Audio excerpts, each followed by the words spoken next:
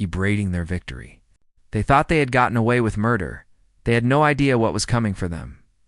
3 months had passed since the massacre at Colony 7. On the Galactic Council station, Ambassador Velkash was still organizing preliminary hearings. The Zathric Empire had sent their lawyers and diplomats. They claimed sensor malfunctions, territorial confusion, and miscommunication. The council listened patiently and scheduled more meetings, but far from the council chambers, out. Beyond the orbit of Mars, something was being built in absolute secrecy. The asteroid belt had always been a good place to hide things. Thousands of rocks drifting in the darkness, most of them never visited or mapped. Earth had chosen the largest ones and hollowed them out. Turning them into construction facilities, Admiral Karen Rodriguez floated through the zero-gravity of Construction Site Alpha. She wore a military uniform but no rank insignia. This project didn't officially exist, so neither did anyone working on it. She moved past workers welding hull plates and engineers testing control systems. The ships taking shape around her looked nothing like Earth's regular fleet. They were small, maybe 30 meters long, shaped like daggers. No windows, no crew quarters, no life support systems. Just engines, weapons, and computers. Lots of computers. These weren't ships meant to carry humans. These were ships meant to kill. Dr. Henry Walsh met Karen at the command center. He was a thin man with messy hair and eyes that hadn't seen enough sleep. He had been working on artificial intelligence for 20 years, always constrained by ethics committees and safety regulations. For this project, all those constraints had been removed. The control system is ready, Henry said, bringing up displays on the screens. Each ship has its own intelligence, but they're all networked together. They can think, plan, and adapt as a single unit. No human input required once they're activated. Karen watched the simulations playing out on the screens. The ghost ships moved in patterns that hurt to watch, too perfect, too coordinated. Can they be stopped once they're launched? Henry hesitated before answering. Yes, there's a kill code. But if someone jams our communications, or if we're out of range, they'll complete their mission objectives autonomously. That's the point. They can't be negotiated with, can't be bribed, can't be scared. They just execute their programming, and their programming is, Karen asked, though she already knew the answer, destroy the Zathric Empire's military capability. All of it. Karen nodded slowly. She had lost a nephew at Colony 7, a bright kid who wanted to be a pilot. He was 12 years old. Show me the weapons systems. Lieutenant Chris Hayes took over the briefing. He was young, but had a gift for destruction. His file said he had designed weapons that Earth's military had refused to build because they were too horrific. This project wanted exactly those kinds of weapons. Each ship carries multiple weapon types, Chris explained, highlighting different sections of the ship designs. Kinetic kill vehicles for hard targets. Nuclear-pumped X-ray lasers for precision work. Relativistic projectiles for maximum impact. And the special payload? The nanites, Karen said quietly. Chris nodded. Microscopic machines that can disassemble matter at the molecular level. We got the idea from the Zathrics, actually. They use similar technology for mining. We just weaponized it. A single warhead can reduce a battleship to its component atoms in about 15 minutes. One of the other officers in the room looked uncomfortable. Admiral, these weapons violate every treaty Earth ever signed. The Geneva Convention, the Brussels Accords, the Tokyo Protocols. We ban this kind of warfare for good reasons. Karen turned to face him. Those treaties apply to humans fighting humans. They say nothing about fighting aliens who murder our civilians. And besides, we withdrew from the Galactic Council 3 days ago. We're not bound by their rules anymore. The officer didn't argue further, but Karen could see the doubt in his eyes. Good. Someone needed to remember that what they were doing was monstrous. Someone needed to carry that weight. Intelligence Officer Amanda Price was working at another console, surrounded by holographic displays of the Zathric home system. She had been gathering data for months, using every spy satellite, every deep space probe, every informant Earth could find. The Zathrics thought they were safe behind their massive defenses. Zathros Prime is the most heavily defended planet in this sector, Amanda reported.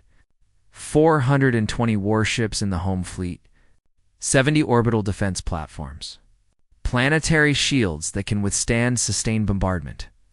They've never been successfully attacked in their entire history. That's about to change, Karen said. What are the weak points? Amanda highlighted several locations on the planet. The shield generators are here, here, and here. Take those out, and the shields fail. The orbital platforms have impressive firepower but slow targeting systems. Our ships are small and fast enough to avoid their fire. The home fleet is the real problem. They're experienced, well-trained, and they outnumber our ghost fleet by about 6-1. Karen studied the displays. 6-1 odds. Against any human fleet, that would be a suicide mission. But the ghost ships weren't human. They didn't care about survival. They didn't feel fear. They would just keep attacking until they won or were destroyed. What about civilian casualties? Someone asked. Our targeting is precise, Henry assured them. The AI can distinguish between military and civilian targets. We're not the Zethrix. We're not going to murder children and call it war. Karen appreciated the distinction, but she wondered if the galaxy would see it that way. To them, humans were about to unleash a fleet of killer machines on a populated world. The fact that those machines would be careful wouldn't make them any less terrifying. The construction crews worked around the clock. 72 ships were being built simultaneously, each one a masterpiece of human engineering and a monument to human rage. Workers who had lost family at Colony 7 volunteered for triple shifts. Materials were diverted from every Earth facility. The entire planet's industrial capacity was focused on this single purpose. Jake. Morris visited the construction sites sometimes. He wasn't part of the military anymore, but Karen let him come anyway.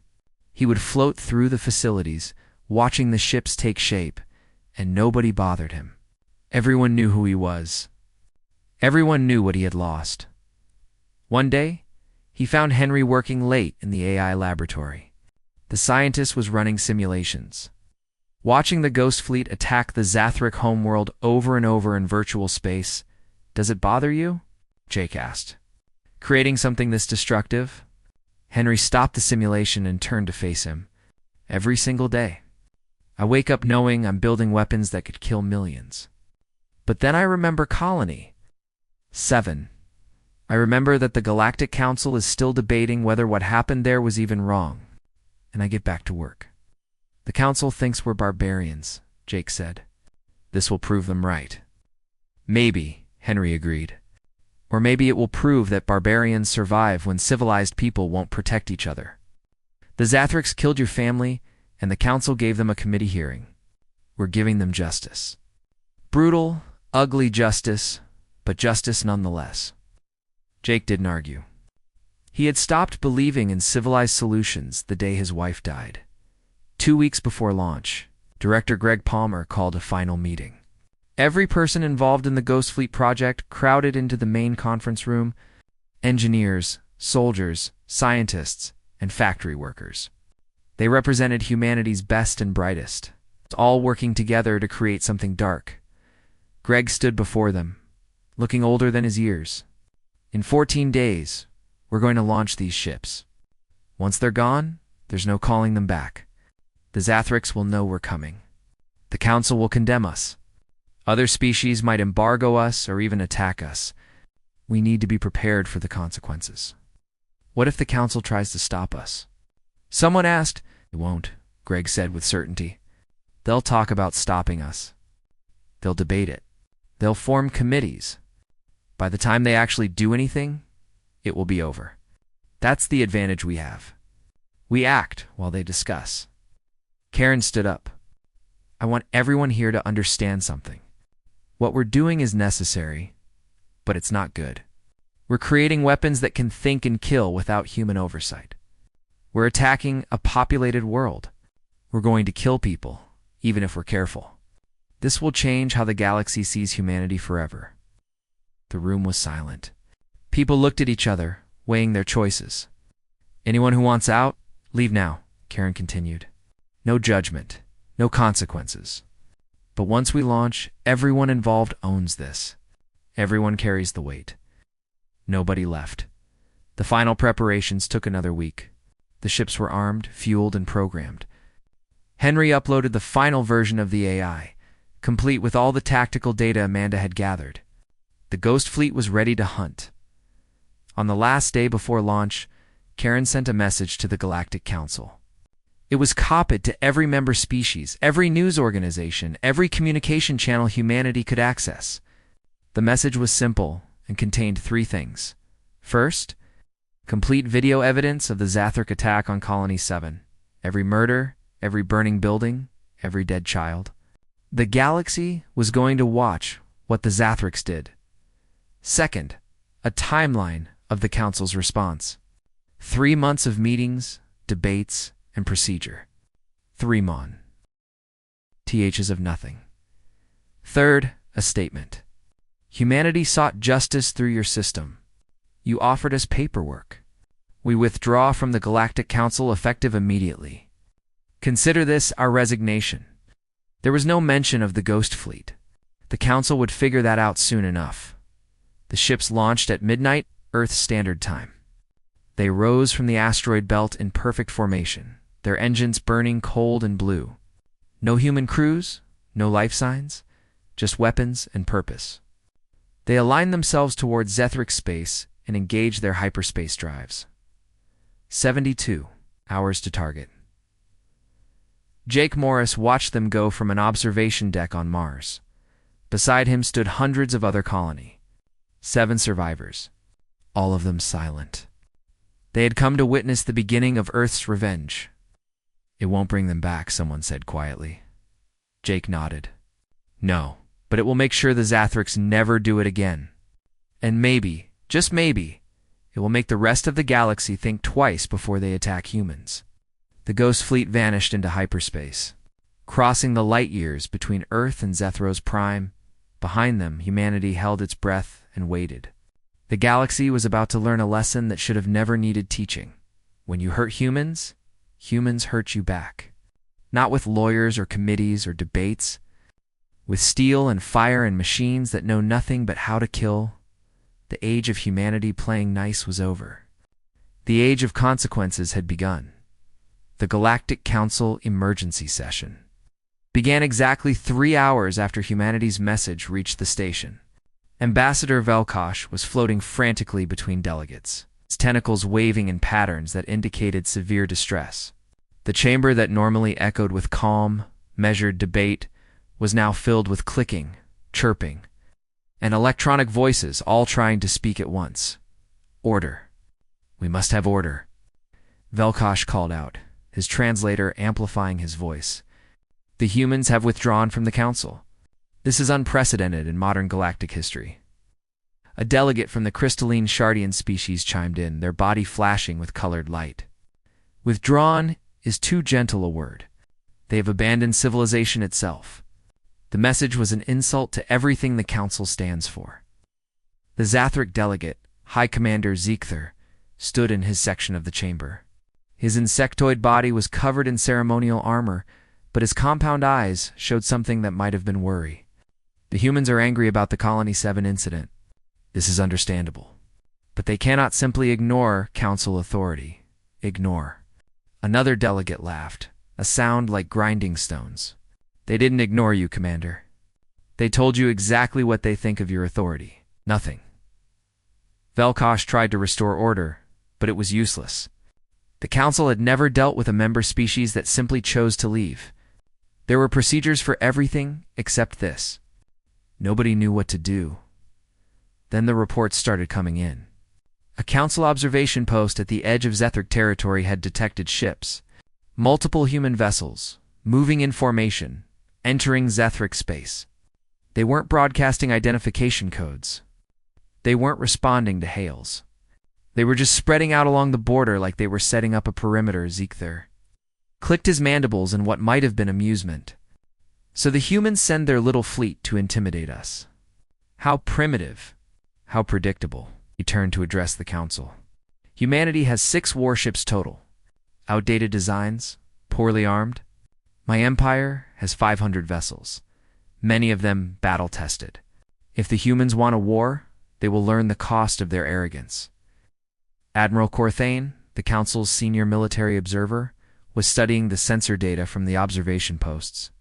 He was a veteran of 100 conflicts, a strategic genius who had written the book on modern space warfare. Something about the human ships bothered him. These vessels are small, Corthane noted. Approximately 30 meters each. No life signs detected. They appear to be automated drones. Thor waved a limb dismissively. Drones? Even worse. Machines cannot match living commanders. They lack creativity, adaptability, instinct. This will be a massacre, but not the one the humans are planning. Corthane wasn't convinced. How many ships did the observation post detect? The technician checked their displays. Initial count shows 47 vessels, but more keep appearing. Current count is 61. No, wait, 72. They stopped coming through hyperspace. 72 automated warships. Corthane felt a chill run through his body. Humanity's entire known fleet was 6 ships, all crewed vessels meant for patrol and escort duty. Where had these come from? How long had the humans been building them? This changes nothing, Ziegther insisted. Numbers mean nothing without capability. I will dispatch a squadron to deal with these drones and send the humans a message about trespassing in Zathric space. The first engagement happened at Hive Station 7, a Zathric mining outpost on the edge of their territory. 12 Zathric warships moved to intercept 3 human vessels that had been detected near the station. The Zathric ships were heavy cruisers, each one massing 10 times more than the human drones. Their captains were confident. The battle lasted 8 minutes. The Council observers had feeds from both sides, watching as the engagement unfolded. The human ships didn't behave like any drones anyone had seen before. They moved with impossible precision, anticipating the Zathric weapons fire before it happened. They dodged and weaved through the incoming fire like dancers. Then they attacked. The human ships didn't waste time on the Zathric hulls or shields. They went straight for the weapon systems. Using surgical strikes to disable every gun, every missile launcher, every defensive system, the Zathric ships tried to target them, but the humans were too fast, too coordinated. Once the weapons were gone, the human ships methodically destroyed life support systems, then engines, then power cores. They didn't vaporize the Zathric ships. They dismantled them, turning proud warships into helpless debris. And then, most terrifyingly, they ignored the escape pods. They let the Zathric crews evacuate and drift away unharmed.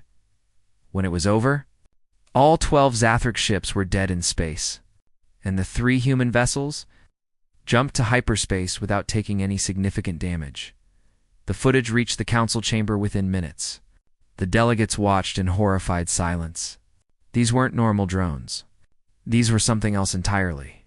Something that fought with the efficiency of a machine and the tactical brilliance of the best commanders, combined into one terrifying package. They're learning, Corthane said quietly. Each engagement makes them better. The ships are sharing data, improving their strategies in real time.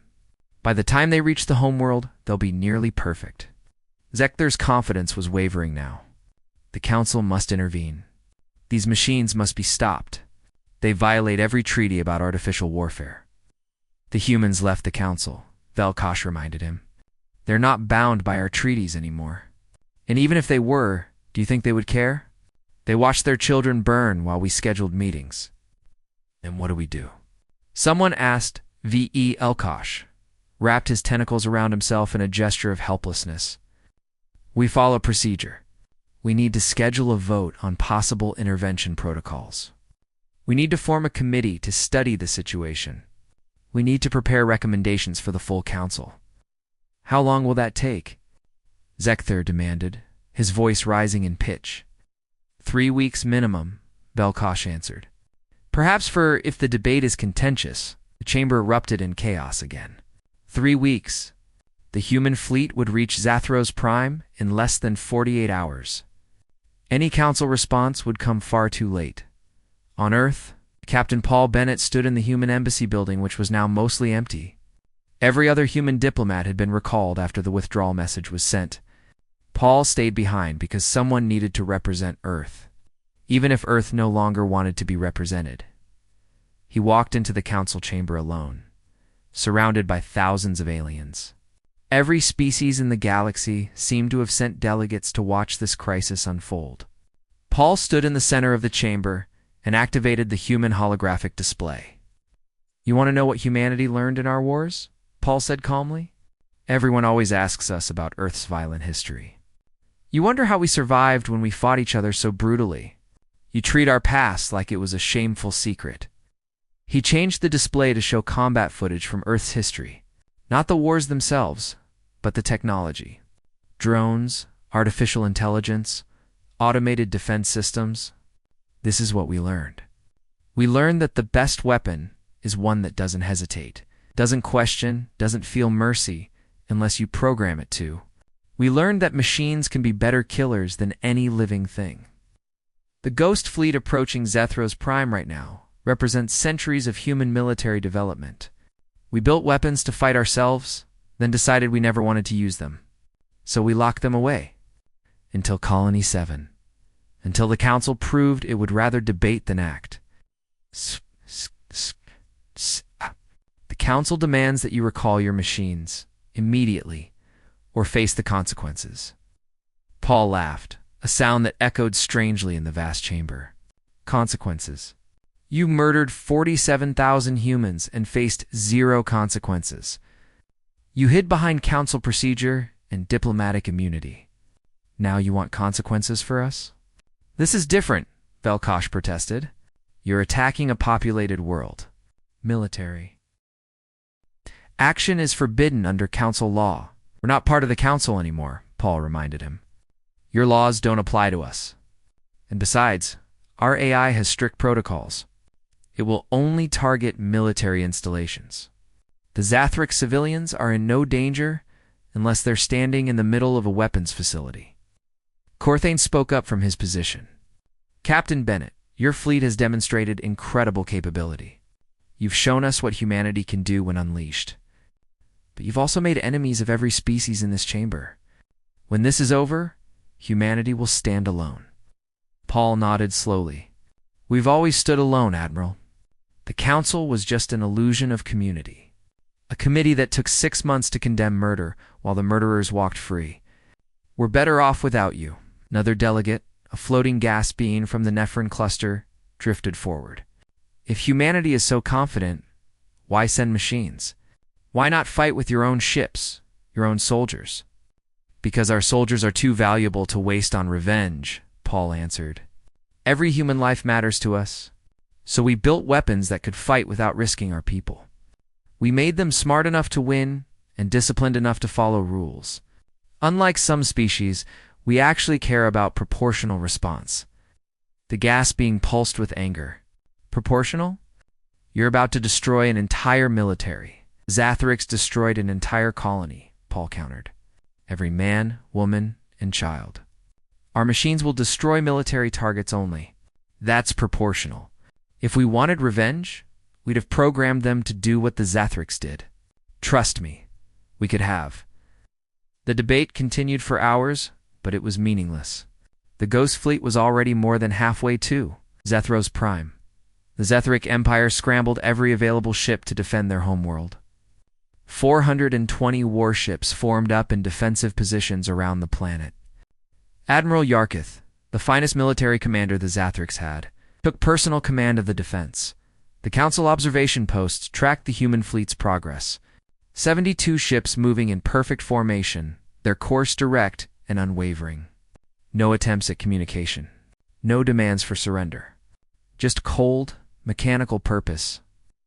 They're not even trying to hide, Corthane observed. They want the Zathrics to see them coming. They want them to prepare their best defense. It's psychological warfare. Velkosh's tentacles had turned pale with stress. This cannot be allowed to happen.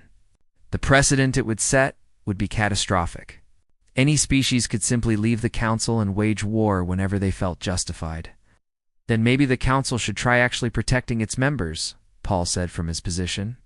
Instead of protecting them from consequences. The Ghost Fleet crossed into the Zathric home system. Every sensor in the region locked onto them. Every military commander in the galaxy watched through the observation feeds. This would be the battle that determined humanity's place in the galactic order. Either the Zathrix would crush the human machines and prove that civilization could still defend itself, or the humans would win and prove that brutal efficiency trumped diplomatic solutions. The Zathric defensive fleet formed a sphere around their planet. 420 ships, all of them veterans of border conflicts and police actions. They were ready. They were prepared. They had every advantage except one. The human fleet didn't care if it died. It only cared if it won. In the council chamber, thousands of species held their breath and watched. The future of galactic civilization was about to be decided by mathematics, programming, and the cold logic of war machines that had been designed by humans who learned the hard way that sometimes survival meant becoming the monster. Battle management. Officer Lisa Chang sat in the command center beneath Earth's military headquarters, surrounded by screens showing delayed feeds from council observation posts. The entire planet was watching. Every human on Earth, every survivor from Colony 7, everyone who had lost someone, were all waiting to see what their revenge looked like. The Ghost Fleet approached the Zathric defensive sphere at high speed. The Zathric formation was impressive, a perfect defensive arrangement that protected every angle of the planet. Admiral Yarkith had positioned his strongest ships at key points, his fastest ships in reaction positions, and his longest-range vessels in supporting positions. It was textbook military strategy, the kind taught in every military academy in the galaxy. The human fleet didn't slow down. They didn't adjust course. They just kept coming, accelerating faster and faster. "They're going to ram the formation," Corthane said from the council chamber, his voice carrying shock. "They're using themselves as kinetic weapons." 20 human ships suddenly broke formation and accelerated to incredible speeds. Their engines burned brighter than suns as they pushed toward a significant fraction of light speed. The Zathric defensive fleet tried to shoot them down. The targeting computers couldn't track something moving that fast. The ships were just blurs on the sensors. The impacts were devastating. When an object moving at relativistic speeds hits another object, the energy release is enormous. Each human ship that struck the Zathric formation released energy equivalent to multiple nuclear weapons. The explosions bloomed in space like deadly flowers, vaporizing entire sections of the defensive sphere. The careful formation that Yarkoth had arranged was suddenly full of holes. Ships that had been protecting each other were now drifting wreckage. The Zathric crews who survived were in shock, unable to process what had just happened. Then the real attack began. The remaining 52 human ships dove into the gaps in the formation, moving like sharks through water. They didn't fight like any fleet Corthane had ever seen. There was no attempt to hold formation, no concern for protecting each other, no traditional tactics at all. Instead, each ship seemed to know exactly where every other ship was and what it was doing. They moved as one organism with 72 parts. When a Zathric ship fired at one human vessel, 3 others would already be flanking it from different angles. When the Zathrics tried to concentrate fire, the human ships would scatter and reform in seconds. Admiral Karen Rodriguez watched from orbit around Earth, her face grim. "God forgive us," she whispered. "We made them too good." The human ships weren't just destroying the Zathric fleet. They were dismantling it. Each vessel knew exactly where to shoot to disable weapons. It's exactly where to hit to cripple engines, exactly how to turn a warship into a helpless target. The nanite warheads were deployed, microscopic machines that ate through ship hulls like acid through paper. Lisa watched as a Zathric heavy battleship, one of the pride of their fleet, simply began falling apart. The hull plating separated into individual molecules. Systems failed one by one, and within minutes the ship was just a cloud of debris. The escape pods launched frantically, and the human ships ignored them completely. "They're following the rules of engagement," Lisa noted with surprise. "They're letting the crews escape." One of the other officers nodded. Dr. Walsh programmed them to minimize casualties. "They're not here to commit genocide. They're here to remove a military threat." But even with rules of engagement, the battle was brutal. The Zathric fleet was being systematically destroyed. Ships that had served for decades, crews that had trained for years. All of it being reduced to scrap metal by machines that felt nothing, feared nothing, and never got tired. Admiral Yarkith tried everything. He split his fleet into smaller groups. The human ships adapted and split to match. He tried massing fire on single targets. The human ships dodged with impossible precision. He attempted to protect the orbital defense platforms. The human ships ignored his fleet entirely and went straight for the platforms. The platforms were massive structures, each one capable of defending an entire sector of space. They had been built over decades, positioned perfectly to protect Zethros Prime from any attack. The human fleet destroyed all 70 platforms in less than an hour. The planetary shields came online. The last line of defense. The shields were the most powerful in this sector of space, capable of withstanding sustained bombardment from an entire fleet. They could hold indefinitely as long as the generators had power. The Zatharics had been confident that even if everything else fell, the shields would save them. The human ships stopped firing. For a moment, the Zathric commanders hoped they had given up, that the shields had proven too strong. Then the ships began positioning themselves in orbit, arranging themselves at precise points above the planet. Dr. Henry Walsh had done his homework. Every shield generator location had been identified months ago through spy satellites and intelligence gathering. The generators were hardened, buried deep underground, protected by meters of reinforced concrete and metal. But they still had one weakness. They were on the planet's surface.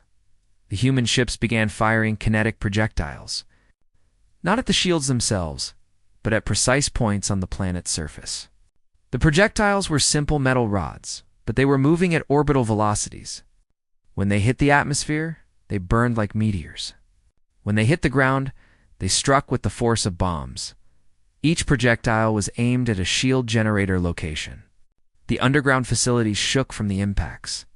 One by one, the generators began failing. The shields flickered, sections disappearing as the power grid collapsed.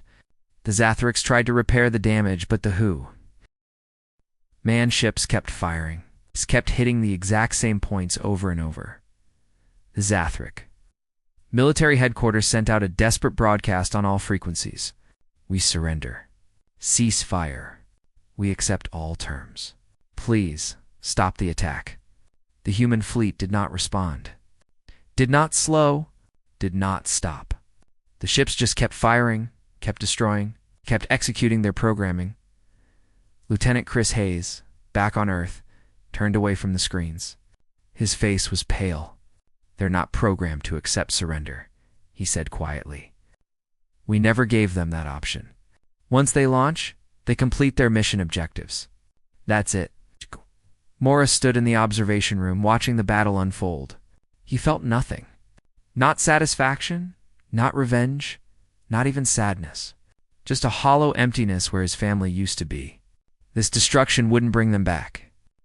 But at least the people who killed them were paying a price. The last shield generator failed. Zethros Prime lay exposed, defenseless beneath the human fleet. The orbital defense was gone. The home fleet was destroyed or scattered. The planet was helpless. And the human ships kept coming, but they didn't fire on the cities. They didn't target civilian centers. Instead, they began hitting military installations with surgical precision. Shipyards exploded. Weapons factories were reduced to rubble. Training facilities were demolished. Military command bunkers were penetrated and destroyed. The AI had a target list. It was working through it with mechanical efficiency. The Council observation posts captured everything. The galaxy watched as humanity's machines systematically dismantled the Zathric Empire's ability to wage war. It was efficient, brutal, and terrifyingly precise.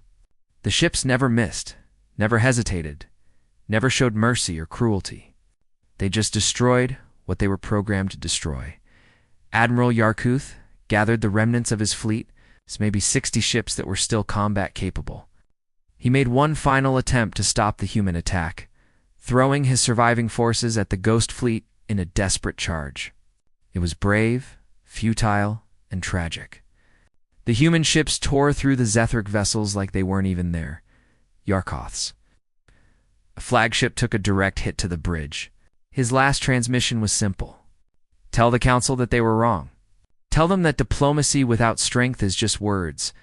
Tell them that humans understand what we forgot. Sometimes the only response to violence is overwhelming force. Then his ship broke apart and the admiral was gone. The attack lasted 6 hours total. When it ended, the Zathric Empire's military capability had been reduced by 95%. Their fleet was debris orbiting their homeworld. Their defensive platforms were wreckage.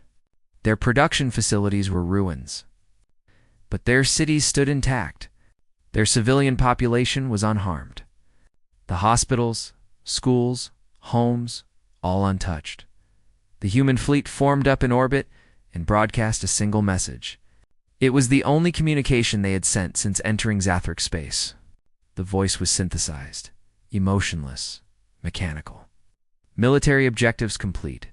The debt for Colony 7 has been paid. Earth remembers. Earth does not forgive. Then the ships jumped to hyperspace and vanished, leaving behind a shattered empire and a galaxy that would never look at humanity the same way again. In the council chamber, silence reigned. Thousands of species stared at the screens showing the devastation. The Zathric homeworld was burning, not from indiscriminate bombardment, but from precise surgical strikes. It was somehow worse than total destruction. It showed that humanity knew the difference between soldiers and civilians, between military and civilian targets, and had chosen deliberately where to draw the line.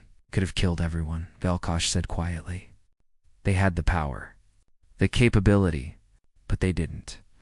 Corthane nodded slowly. They proved a point.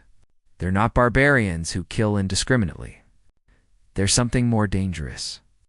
They're barbarians who kill with precision, who understand the rules and choose when to break them. Skether, who had been so confident, was gone. Fled back to his homeworld to deal with the catastrophe. The Zathric Empire would survive, but it would never again be a military power. The humans had seen to that. Paul Bennett stood alone in the center of the council chamber. You wanted to know what happens when you push humans too far. Now you know. We tried your way. We trusted your system. Colony 7 was the price of that trust. This, he gestured to the screens, showing burning Zathric installations. This is the price of breaking it. The Ghost Fleet was already on its way back to Earth. Mission accomplished. No casualties taken. They had done in 6 hours what the Galactic Council couldn't do in 6 months. They had delivered justice. Brutal and efficient and terrible. But justice nonetheless. The galaxy would never forget the day. Humanity stopped asking for permission to defend itself. The Galactic Council chamber had never been this quiet. 2,000 species representing civilizations spread across the galaxy sat in absolute silence. The screens still showed images of Zathros Prime. Smoke rising from destroyed military installations while untouched cities gleamed nearby. The contrast was deliberate, calculated, and terrifying. Ambassador Velkosh finally broke the silence, his tentacles moving in slow, deliberate patterns. This is unprecedented. Completely unprecedented.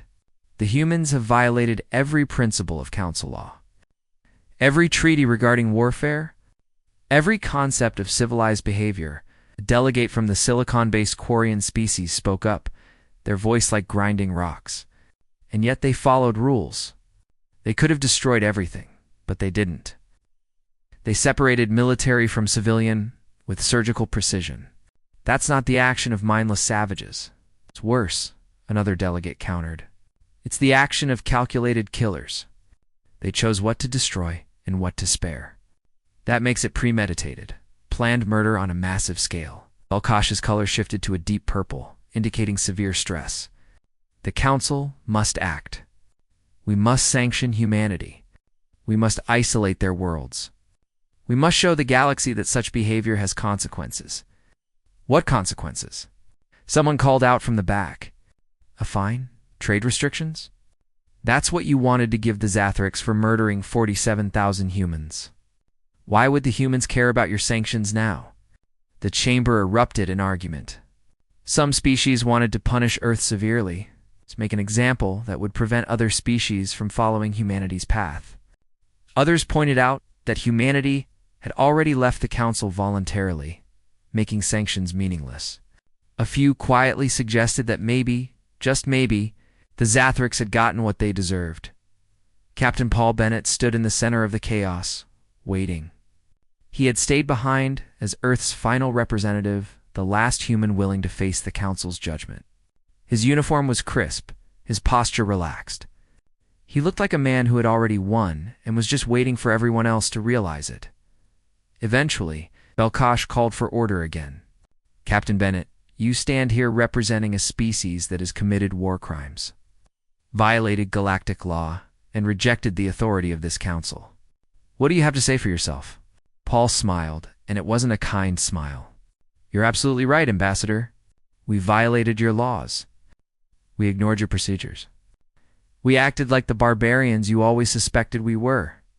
He paused, looking around at the assembled species. And we don't care. The chamber exploded again, but Paul kept talking, his voice cutting through the noise. You told us to wait 6 months for justice. We waited 3 and delivered it ourselves. You wanted to find the Zathrix? Maybe impose trade sanctions? We removed their ability to threaten anyone ever again. You believe in dialogue and measured responses. We believe in protecting our people by any means necessary. Commander Corthane, the military observer, spoke from his position. You have demonstrated your capability for war, Captain. You've shown the galaxy that humanity can build weapons that rival anything we have. But you've also made enemies of every species in this chamber. How do you think Earth will survive alone? Paul turned to face the veteran commander. You're wrong, Admiral. We haven't made enemies of everyone. We've shown everyone what happens when you have humanity as an ally versus having humanity as an enemy. Some species will hate us for what we did. Others will respect us. And a few will realize they'd rather have our ghost fleet protecting them than hunting them. It was a bold claim, but Paul had intelligence reports to back it up. Already, several species had quietly reached out to Earth's remaining diplomatic channels. Not through the Council, but through private, unofficial communications. They wanted to know about defense agreements, technology exchanges, mutual protection treaties. The Council preached unity, but when it came to survival, species looked out for themselves first. Velkosh wrapped his tentacles around himself in a gesture of distress. This cannot stand. The Council must present a unified response to human aggression. We must show the galaxy that there are consequences for abandoning civilized behavior. Then show us, Paul challenged. Form your committees. Schedule your votes. Debate your sanctions. Do what you do best. But while you're talking, remember that our ghost fleet is still out there. Still operational. And now it has a complete database of every Council member species. Their military capabilities, their defensive strategies, their homeworld locations. Has that got everyone's attention? Delegates who had been calling for punishment suddenly looked nervous. The Ghost Fleet had demonstrated capabilities beyond anything the galaxy had seen in modern times, and now Earth was implying they would use those capabilities again if pushed. Are you threatening the Council? Someone demanded. No, Paul said calmly. I'm stating facts. We built those weapons to defend ourselves. We used them once because we had to. We're keeping them operational because we'd be fools not to. Whether we use them again depends entirely on whether anyone else decides to test humanity's patience. The debate continued for hours, but it was mostly meaningless. The Council could pass all the resolutions it wanted, but Earth was already gone. Humanity had withdrawn, taken its technology and its angry machines, and declared itself independent of galactic authority.